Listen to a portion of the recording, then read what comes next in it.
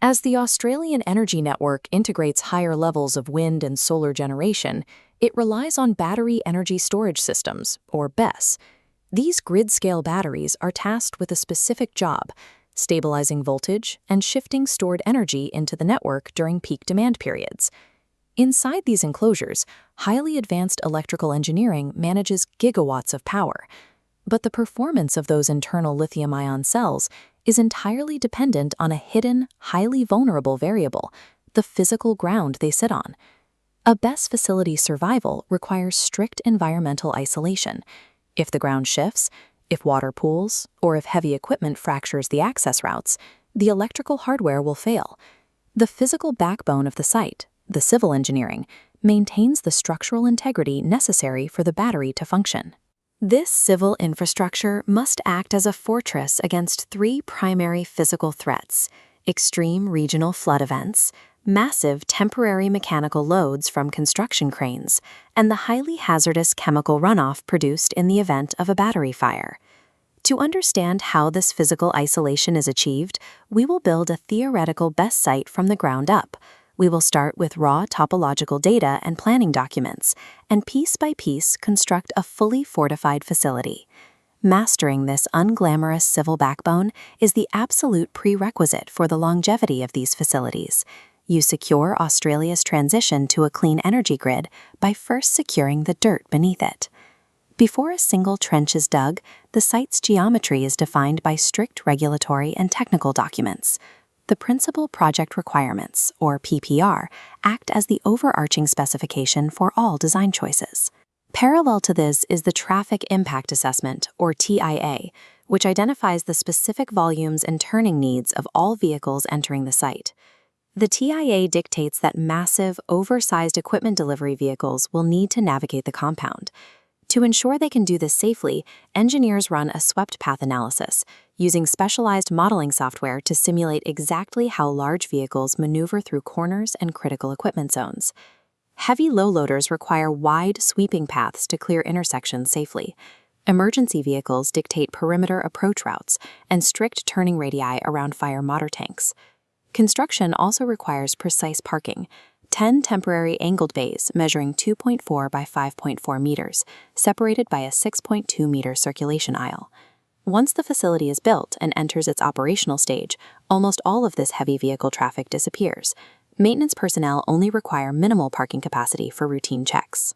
The sprawling geometry of a BESS site is a direct response to the extreme spatial demands of construction logistics and emergency response protocols, rather than its daily operational needs. Many Australian renewable energy sites are positioned on perfectly flat terrain. While flat ground simplifies some aspects of construction, a lack of natural elevation creates a severe risk of stagnant ponding. If water gathers beneath high-voltage equipment, the facility fails. To solve this, engineers impose a subtle minimum grade across the entire site. Sloping the earthworks between 0.5 and 1.0% is enough to promote efficient water runoff without requiring expensive, massive volumes of imported soil. However, runoff is only one part of the equation. Regional flood mapping dictates strict resilience mandates.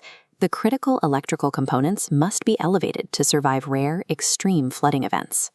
Platforms must sit entirely above the local 1% AEP flood level, which here sits at 181.5 meters. Furthermore, the design raises the platform an additional 300 to 500 millimeters, an elevation buffer known as freeboard, to protect against unexpected hydraulic variables. Elevating the platforms protects them from rising water, but the site must also manage overland flow, large volumes of stormwater traveling horizontally across the landscape from external neighboring properties.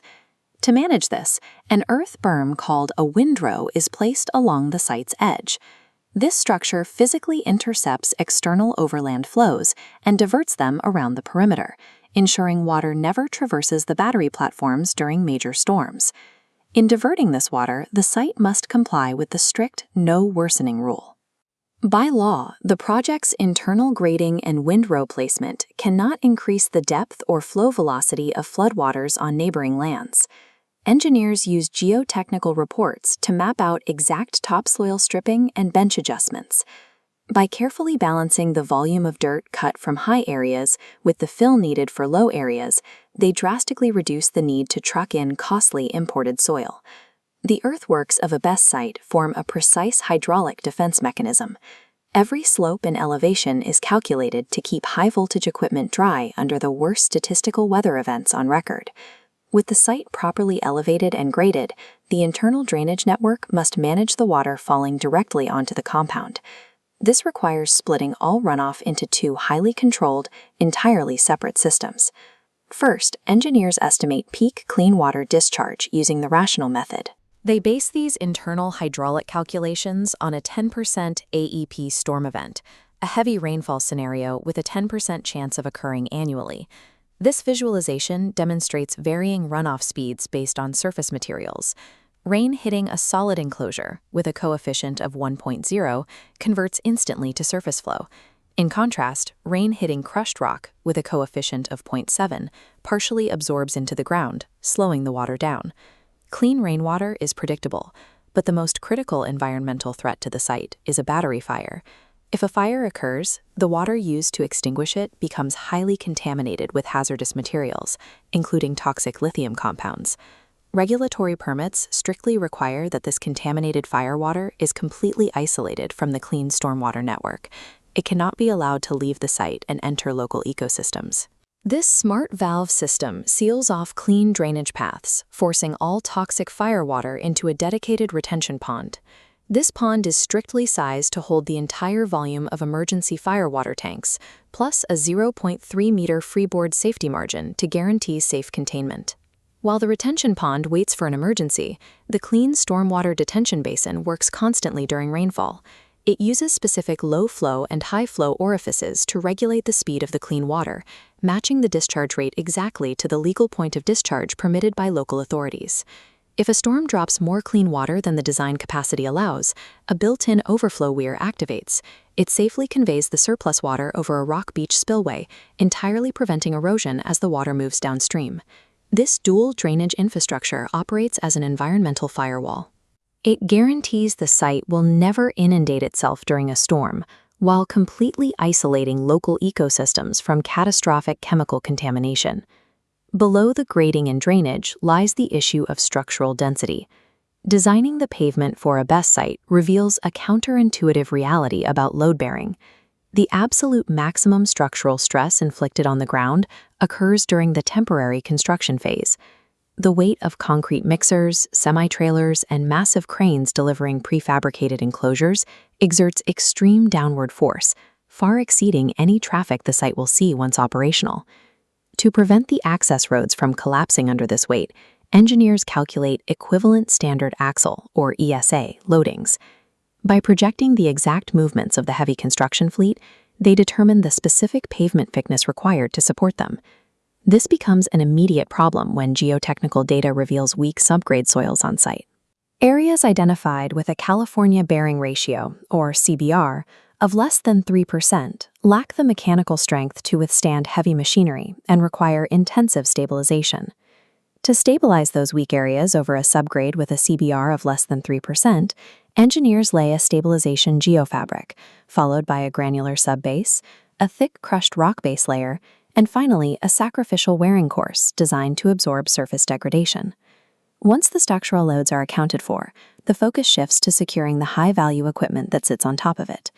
Millions of dollars of sensitive electrical infrastructure demand strict, standardized protection. The entire battery compound is enclosed by a 2.1-meter chain wire mesh fence, topped with 3 strands of barbed wire. Additional 1.8-meter fencing encloses the stormwater and firewater ponds, ensuring public safety and preventing unauthorized access to deep water. With the robust pavement strata bearing the mechanical load and the standardized fencing securing the perimeter, the physical isolation of the site is finalized. Looking at the completed site, the underlying engineering is clear. The elevated earthworks, the dual drainage pipe networks, and the stabilized pavements interlock as a single, unified physical system. When developers underestimate flood impacts on flat sites, the results are expensive. Skipping minor grading adjustments leads directly to catastrophic water ponding beneath high-voltage equipment after minimal rainfall. Similarly, when engineers fail to properly account for the massive temporary ESA loadings of construction cranes, the rotes fracture before the battery is even plugged in, delaying deployment and adding massive remediation costs. Success relies entirely on holistic data integration. A single geotechnical soil sample simultaneously dictates how much earth can be safely cut, the absorption rate of the drainage system, and the physical depth of the concrete foundations. The site's long-term sustainability depends on maintaining these systems over decades. Drainage assets must be cleared of debris, swales kept free of sediment, and native vegetation buffers maintained to support local biodiversity.